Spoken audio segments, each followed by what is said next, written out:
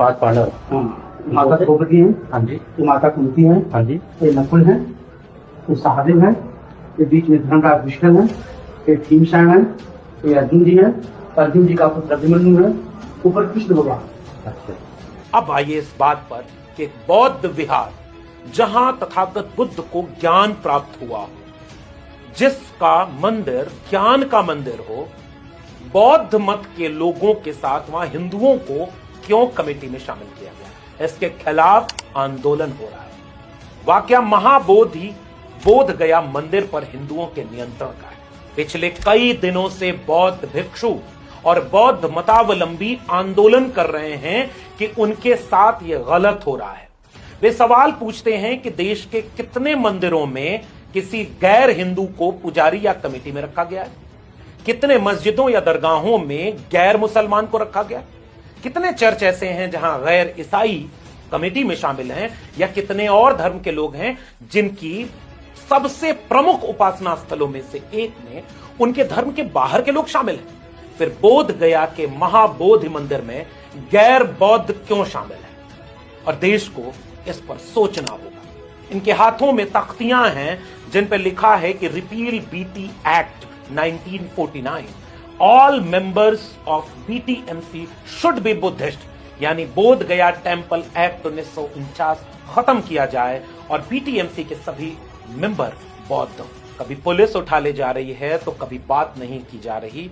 देश और दुनिया में अब यह हलचल बढ़ती जा रही है कि बौद्ध विरासत पर यह हमला अब बर्दाश्त नहीं किया जाएगा।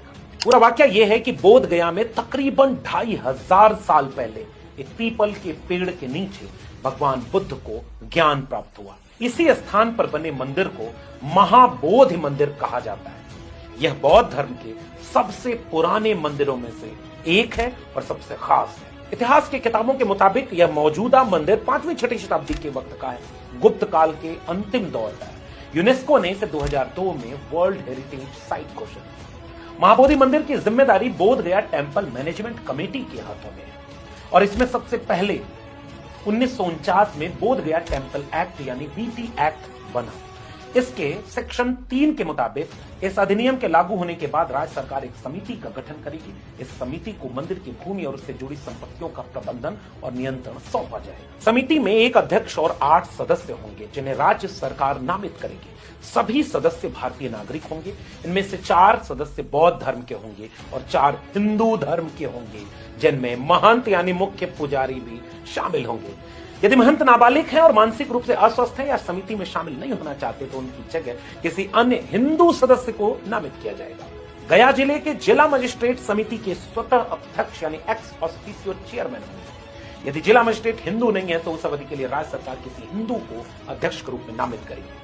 राज्य सरकार समिति के सदस्यों में से किसी एक को सचिव के रूप में मांगेगी और यही सारा पेच फंसा हुआ है। बौद्ध भिक्षु सवाल पूछ रहे हैं कि बौद्ध मंदिर में गैर बौद्ध को क्यों कमेटी में शामिल किया गया? ये एक साजिश थी जो उस वक्त हमारे लोग नहीं समझ पाए, विरोध किया होगा मगर वो आवाज दूर तक नहीं गई। अब हम चाहते हैं कि हमारी विरासत, हमारी संस्कृति, हमारी परंपरा हमारे हाथों में हो। वहां एक भिक्षु कहते हैं कि आपके किसी मंदिर में तो हमें कोई मेंबर नहीं बनाया, फिर हमारे मंदिर में आप क्यों मेंबर हो? ऐसे जैसे ये हिंदू मान्यता का है, ये बौद्ध मान्यता का है, तो आपको नहीं लगता कि यहाँ जो बुद्ध परिसर है उसमें हिंदू मान्यता का कोई मतलब नहीं है? ऐसा तो कुछ नहीं, कोई बात नहीं। जैसे कि राम मंदिर बना अयोध्या में, तो राम मंदिर में बुद्ध की प्रतिमा है ना? नहीं है ना? और जैसे वो आपका विष्णु का मंदिर है, वहां पे बुद्ध की प्रतिमा है। मथुरा में कृष्ण मंदिर है, वहां पे बुद्ध की प्रतिमा है। तो जब ऐसा नहीं है भाई, मस्जिदों में तो शिवलिंग नहीं है, चर्च में शिवलिंग नहीं है, ये सब डिबेट की बात है। नहीं फिर भी हम ये आप फिर भी पूजा कर सकते हैं। फिर भी हम आपसे निवेदन ये करेंगे, हमारा कोई तर्क करने का कोई। चलिए बहुत अच्छी बात है, समझिए बहुत अच्छी बात है, बहुत बहुत धन्यवाद आपका। और लोगों का यह आरोप है कि वहां जहां बौद्ध विरासत थी, आसपास ऐसी तमाम इमारतें खड़ी कर दी गई पिछले 100 सालों के भीतर जो मंदिर है, और कहानियां ऐसी बनाई जाती हैं कि ये प्राचीन मंदिर है और बौद्ध विरासतों पर एक एक करके ऐसे सांस्कृतिक हमला बढ़ता जा रहा है। बौद्ध आज इस बात से आक्रोशित हैं और वो अपने आंदोलन को तेज कर रहे हैं। वो सवाल पूछ रहे हैं कि ये लोग हमारे मंदिर के चंदे को, हमारे नियंत्रण को, हमारी संचालन कमेटी को अपने हित के मुताबिक क्यों ले रहे हैं? इन्हें तत्काल इस एक्ट में सुधार करना चाहिए, ये बदलाव होना चाहिए। क्या ये गलत है? क्या हिंदू धर्म के भीतर या बौद्ध को मानते हो? और अगर बौद्ध को मानते हो तो बाबा साहब डॉक्टर भीमराव अंबेडकर ने 1956 में जब बौद्ध धर्म को स्वीकार किया तो उनका विरोध क्यों हुआ? क्यों विरोध किया था आरएसएस ने? क्यों विरोध किया था तमाम संगठनों ने जो आज सबको हिंदू बनाते हैं? जानते हैं वो हिंदू क्यों बनाते हैं?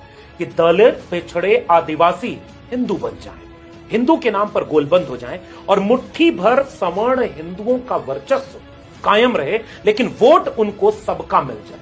इसीलिए देविका पटेल कथा नहीं कह सकती, लेकिन हिंदू रहेंगी।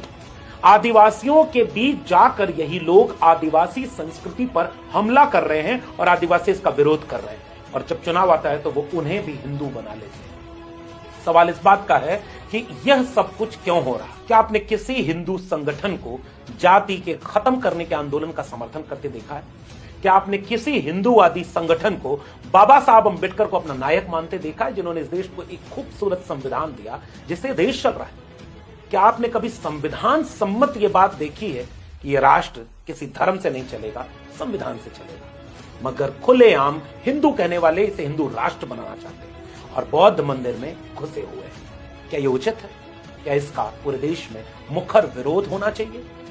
इस बात को सोचना होगा और खासकर SC ST OBC समाज को सोचना होगा। सोचिएगा कि मुसलमानों से लड़ाने के चक्कर में एक तरफ आपकी शिक्षा, आपके रोजगार, आपके बच्चों का भविष्य बर्बाद जिन्होंने किया, पूरे देश को निजी हाथों में बेचा जिन्होंने, वो हिंदू बनाने के आड़ में आपके साथ क्या खिलवाड़ कर रहे हैं। सोचना हिंदुओं कि आप हिंदू हैं तो कैसे हैं, कितना हैं, कहां हैं और कहां नहीं है। सोचिएगा जरूर।